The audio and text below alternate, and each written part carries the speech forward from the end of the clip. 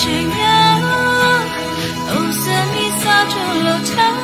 မြဲချစ်ခဲ့ဆိုင်ငယ်သိနေရစီစလို့ထားပြောချိန်ရဲ့ရဲ့ချိန်များငိုယူပြီးကိုတော့ထွက်သွားမြည်ရတဲ့ရဲ့ပြလို့ဆိုရင်ဘုဒ္ဓကချောချာ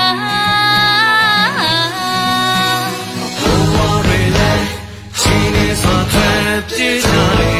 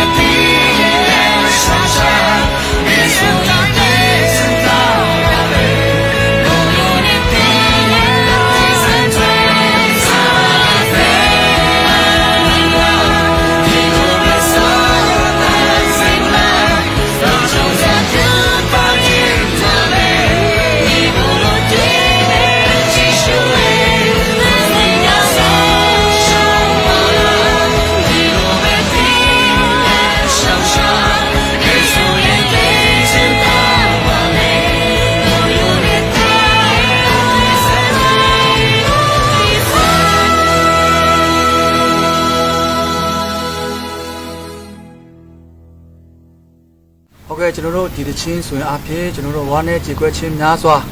တွေးထွက်တန်ယူများစွာကျွန်တော်တို့မျက်ရည်များစွာခွဲခွာချင်းများစွာဆုံးထုံးချင်းများစွာကိုခံစားနေကြရတဲ့ကျွန်တော်တို့ရဲ့တွေးချင်းညီကိုတွေအတွက်ကျွန်တော်ရည်ဖွက်ထားခြင်းဖြစ်ပါတယ်ကျွန်တော်တို့ကချင်ပြည်နယ်မှာဆိုရင်ဒီစီးရဲတန်ကိုခံစားနေကြရတာ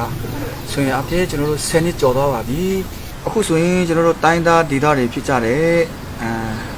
ကချင်ပြည်နယ်ကရင်ပြည်နယ်ကယားပြည်နယ်ချင်းပြည်နယ်ချမ်းပြည်နယ်ဒီလိုပြည်နယ်တွေမှာအဓိကအဖြစ်ပေါ့နော်ကျွန်တော်တို့ရဲရဲဆက်ဆက်တပ်ဖြတ်ချင်းပြည်သူတွေကိုအပြစ်မဲ့ပြည်သူတွေကို